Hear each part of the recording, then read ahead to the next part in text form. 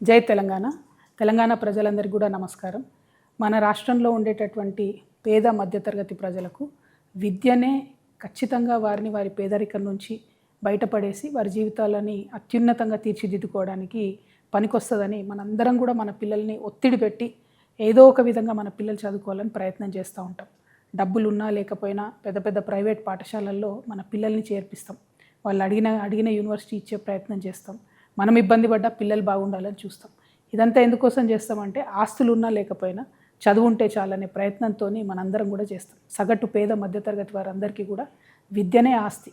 ఆ విషయం తెలిసి కూడా తెలంగాణ రాష్ట్ర ముఖ్యమంత్రి గారు 27,000 ఉన్నటువంటి పాఠశాలల్ని కంప్లీట్గా తగ్గించి కేవలం 4,000కి చేస్తా అని చెప్తా ఉన్నారు. ప్రభుత్వ పాఠశాల ఒక ఊరిలో ఉంటే పేదవారికి అట్లీస్ట్ 5వ తరగతి వరకు ఉచితంగా ఒక బాటలో ఆ పిల్లగాడు పోవడానికి పనికొస్తుంది, పిల్లగాడు పోవడానికి. కానీ ఈ ముఖ్యమంత్రి గారు ఏమాత్రం ఆలోచన లేకుండా 27,000 స్కూల్ అన్నింటినీ కూడా కుదించి 4,000 చేస్తామంటున్నారు.